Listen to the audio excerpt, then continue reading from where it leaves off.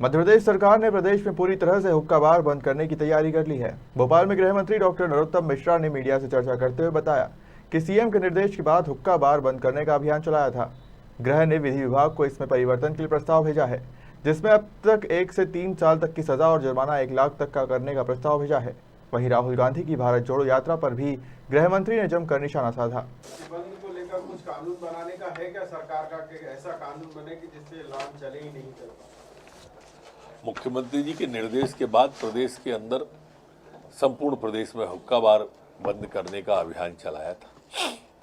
चूंकि अभी तक उसमें कार्रवाई जो हो रही थी, उसमें उस कार्रवाई को और कठोर करने के लिए अब उसमें 1 साल से 3 साल तक की सजा का प्रावधान और प्रस्तावित गृह विभाग ने विधि विभाग को किया है।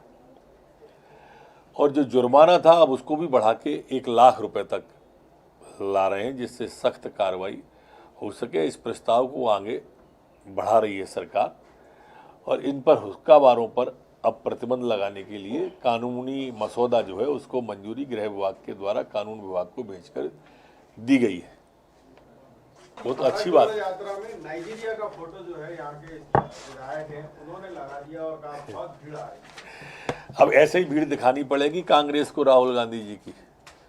मैंने उस दिन कहा था कि पूरे देश के आ रहे हैं, अब तो लोग पूरे देश के जा रहे हैं, फोटो पूरे विदेश के आ रहे हैं।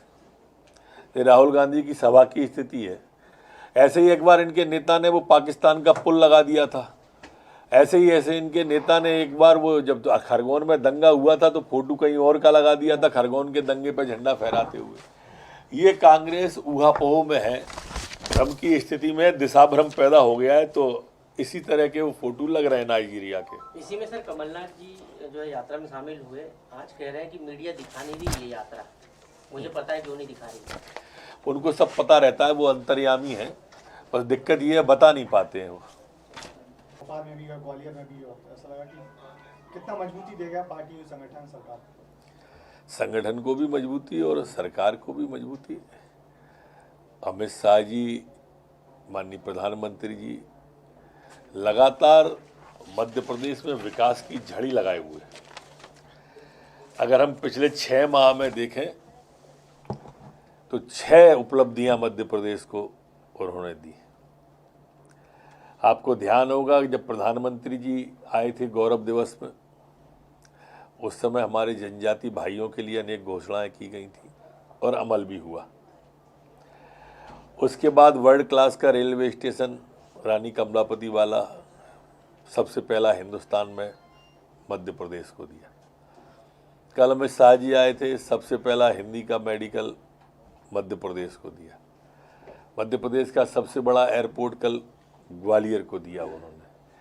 हमारे जो महाकाल लोक का माननीय प्रधानमंत्री जी ने लोकार्पण जनता को समर्पित किया, उसके पहले माननीय अमित शाह जी ने national forensic science university Bhopal को दी। एक तरह से मध्य प्रदेश के अंदर झड़ी लगी हुई है विकास की, और ये संदेश है कल की उनकी यात्रा का कि प्रधानमंत्री जी और माननीय गृह मंत्री जी अमित शाह जी ये विकास को और जनता की सेवा को प्राथमिकता देते हैं और कार्यकर्ता को इसमें जुटना चाहिए। सर, ये भी लगा कि कल्याण जिस तरीके से स्वागत हुआ, महल में गए वो, तो सिंधिया जी का एक कद और बढ़ा है। भारतीय जनता पार्टी में सभी के कद बढ़ते हैं और मान लो उनका भी बढ़ा है तो हमारी पार्टी और परिवार के नेता हैं वो। इसको इस रूप में नहीं देखना चाहिए। वो कार्यक्रम उनके विभाग का कार्यक्रम था, माननीय सिंधिया जी के विभाग का कार्यक्रम था। तो महल में भी गए, महल में भी गए, यात्रा चल रही है। हाँ, गए ना। उन्होंने कहा था किसी का समर्थन नहीं कर रहा हूँ, मैंने किसी के लिए कोई 2-3 तरह के विषय उद्भूत होते हैं, उनकी पार्टी का मामला है। वैसे तो नगरपालिका चुनाव में कहा था कि हम छोटे मोटे चुनाव में वोट नहीं डालते, मतलब संविधान पर विश्वास नहीं पर संगठन पर विश्वास। और ऐसे चुनाव में वोट डालने गए जिसका परिणाम सबको मालूम है, कोई भी बता देगा कि कौन जीतने वाला है। जिसका परिणाम सबको मालूम है उसको आप वोट डाल के एक पॉलिटिकल जो है औपचारिकता पूरी कर रहे हैं। मुझे तो ऐसा ही लगता है।